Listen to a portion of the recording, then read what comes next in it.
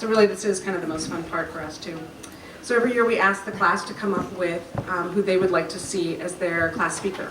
We ask the class to think about who really has changed, demonstrated new leadership skills, really challenged themselves, and fully embraced all of the things that the program has to offer. And I have to tell you, I think this must be the year that it was really unanimous. So I'm delighted to introduce, sorry, I'm so tired for Jaclyn. Jaclyn Boyes, who's with AWEE. She has earned a new title this year. She's the Business Services Lead for AWEE. So with that, I'll introduce Jaclyn Boyes.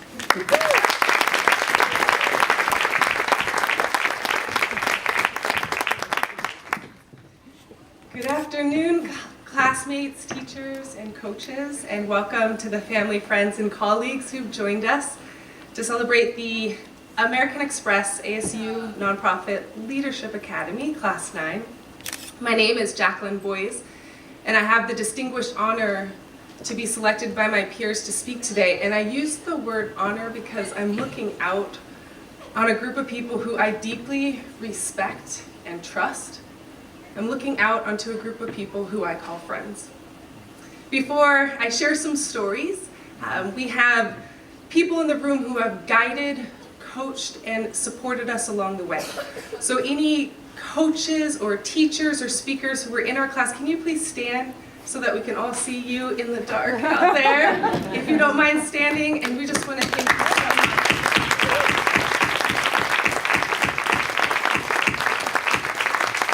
Thank you for the gifts of your time, your energy.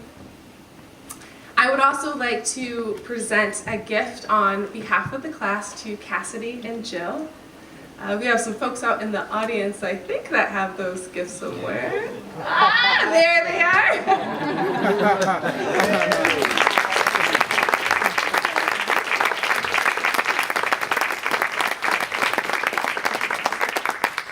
That's just a small gift from the whole class to thank you for everything. You are amazing.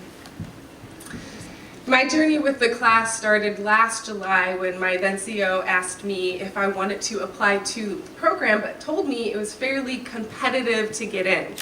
We had to fill out an application, and then we had to go on an interview.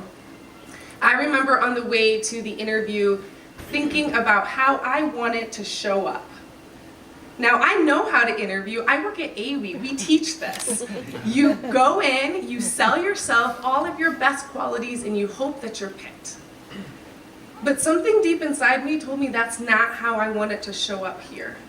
I knew the leader I wanted to be was based in authenticity. So I showed up to my interview and said things like, I really hate my stutter. I get nervous talking to the board. And I want to learn how to be myself in all situations. Do you think you can help me? And I walked out of that interview very happy that I had the courage to be authentic, but was also fairly certain that I was not going to get chosen. But I did get chosen, and that first day of class, I understood why my instinct to show up authentic, even if it was imperfect, was the right route to go. Within a few hours of the start of class, my classmates shared with me stories of their personal lives and their journeys, and I was so deeply touched. I thought to myself, okay, this is not what you thought it was going to be. Hold on, baby, we're going for a ride. And a ride it has been. The ride has been bumpy at some times, but there's been a lot of joys and insights and happy hours and really good food. But most of all, the ride included a group of people who wouldn't let me jump off even when I wanted to. I remember the toughest day for me was media training. We were asked to write a small script that was going to be filmed on camera. I had a month and I practiced and practiced and practiced that script, and I still showed up a nervous wreck. When the film started to roll, I choked. I couldn't get 2 words out without stuttering. I went into the bathroom after that and I texted my mom and I conceded defeat. I said, I don't even know how I got in the room with all these people. I don't deserve to be here. That afternoon, they picked 7 videos for playback. And I crossed my fingers, please, please don't pick mine, but of course it was.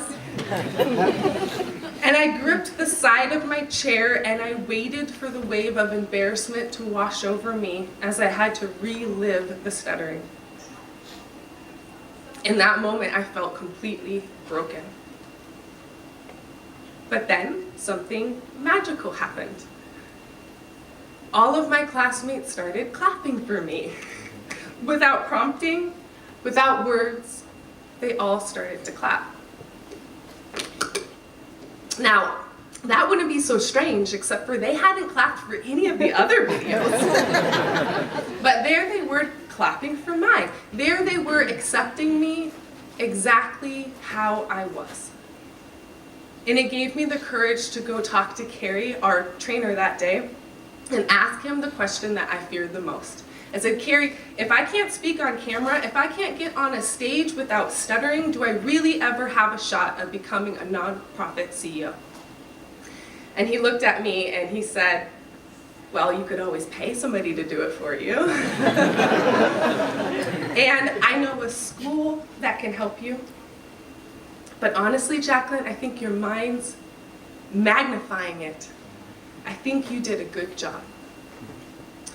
And in that moment, in that tribe of people, for the first time I became willing to believe that maybe that was true. I know we all have our own stutter.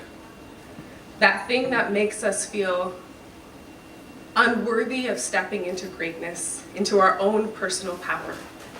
And my sincerest wish for everybody in this room is to have a moment like mine, where a tribe of people gather around you in love and show you the reality of who you truly are and ground you in the power of your own authenticity.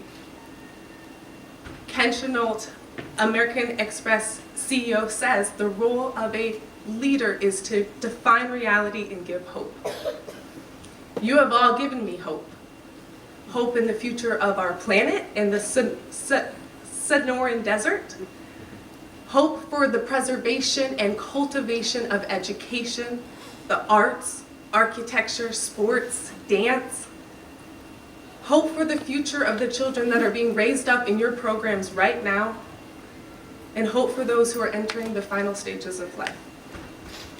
But most of all, you've given me hope in myself and to find a new reality of who I am.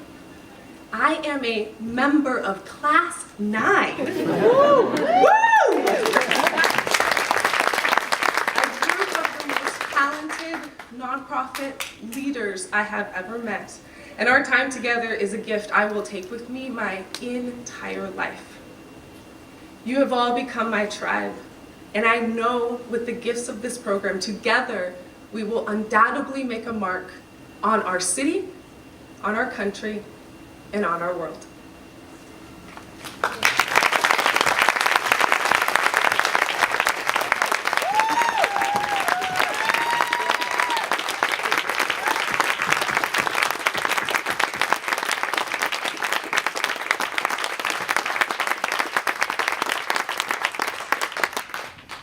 I've been looking forward to that speech and dreading it for 3 weeks. Because you can see there really wasn't anyone else to pick. We had, in fact, I thought I saw AJ here's Akshay here. He was our speaker last year, and I thought this was amazing. We have amazing speakers, but I think in the future we'll just have you here and just come speak and not call it questions class. Thank you for that, really.